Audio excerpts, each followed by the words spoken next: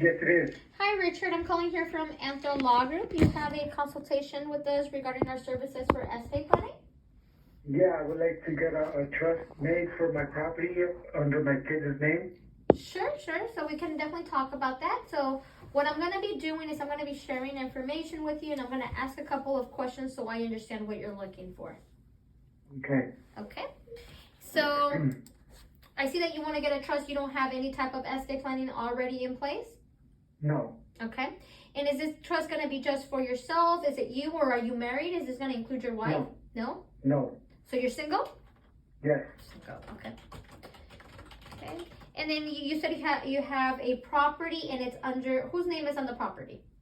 Mine. Okay, so you have one property. Where's that property located? Fremont, California.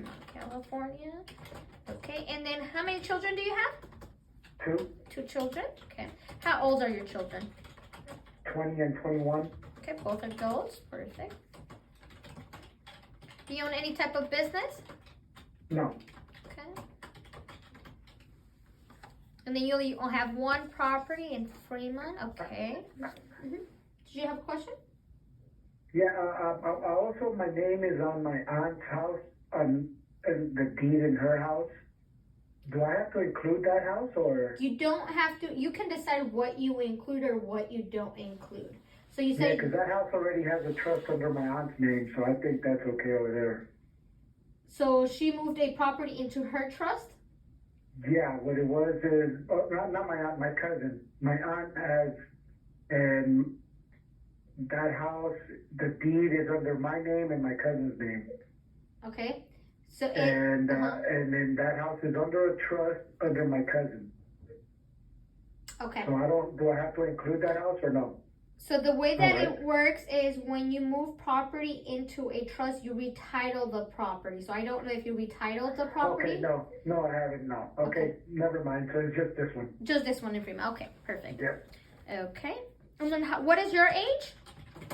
51. 51, perfect. And do you have legal insurance, or is this going to be paid out of pocket? What do you mean legal insurance? So a lot of the times your employers offer you a legal plan that can cover some of the costs involved with estate planning, or you would no, be, no. It is all mine. Okay, so no insurance, okay. And then how did you find us? I just Googled estate planning. Okay. And are you only looking for a trust, or are you looking for a comprehensive estate plan that includes your trust, your wills, power of attorneys, health care? Actually, just a simple trust. I'm trying to keep it as cost effective as possible. Okay. So what I can do, I can explain what the documents are, and then you can decide if you only want the trust. That's exactly what we can do for you. Okay.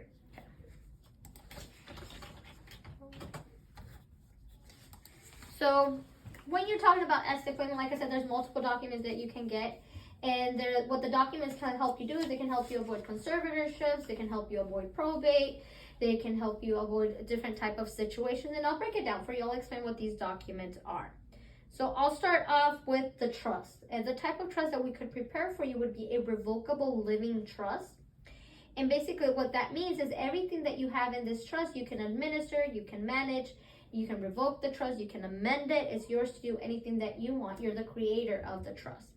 When you're no longer here, the person that you nominate as the successor trustee is going to be the person that's going to carry out your wishes. And this can be a friend, it can be a family member, it can be just someone that you trust, someone that you know is going to be financially savvy. They should be residing in the U.S. as a green card holder or a U.S. citizen. And any questions? Nope. Okay, perfect. You will also be deciding who's going to inherit the assets, who's going to benefit from this trust. That is going to be the person that you nominate as the beneficiary of the trust. This can be your children, or you can decide if you want to include someone else, but it can definitely be your children, and you get to decide how will the assets be divided to your beneficiaries. Do you want it to be an equal distribution? Are they going to receive it at a specific age? Do you want it to be done outright, or do you want it to be done in portions? Okay. Now, in order for the trust to function, there's a couple things that are going to happen. we are going to be creating the documents where you will create the trust. You will be naming the trust any unique name that you like. It can be the Guzman Family Trust. It can be the Guzman Living Trust. You get to decide how unique you want that to be. And what you're going to be doing once we have these documents created is you're going to start going to your financial institutions, letting them know that you have this trust to retitle your assets. We will take care of the property that you have in Fremont. So what we will need from you will be the grant deed for your property. So we can create a trust transfer deed to transfer it into the trust for you. Okay. Okay. Any questions on the trust? Now, can the executor, executioner of the trust also be a beneficiary? Yes. Yes. So let's say you want your children to be the successor trustee, the person that's going to execute your trust. It could definitely be your children. They could even do it together. Since they are adults, they can serve together as co-successor trustees. And they can also be beneficiaries. It doesn't have to be your children. You get to decide who this person will be. Okay. Okay. Now, if you decide that you also want a will, it's actually called a pour-over will. And what this document does is it acts as a backup. It's a safety net. So if you forget assets outside of the trust, this document will make sure that any assets that have to go through the courts, that have to go to probate because it's not in your trust, will be given instructions by this pour-over will, letting the courts know that you have a trust. So it's distributed according to the trust. So that is an option. You can also get a pour-over will as well. Okay. The other documents that I can also offer you are documents that can help you avoid a conservatorship. So if something happens while you're still alive and you're unable to make decisions on your own, then your family has to go through the courts so the courts can decide who's going to be making these decisions. So in order to give you the power and give you control, you can create very specific documents so you can nominate the person that you trust to make decisions for you. So you can definitely have a power of attorney to nominate who's going to manage your finances, who's going to be paying your medical bills, or maybe mortgage, or maybe they're filing taxes for you. There's also a healthcare directive, which is a document that allows you to decide who's going to be making the medical decisions, who's going to be working with your doctors. This person is going to be responsible deciding what's going to happen to your remains when you pass. Okay. And lastly, there is a HIPAA authorization form. And this form allows the person that you've nominated to have access to all of your medical records. Okay. Do you have any questions on the documents? No. Okay.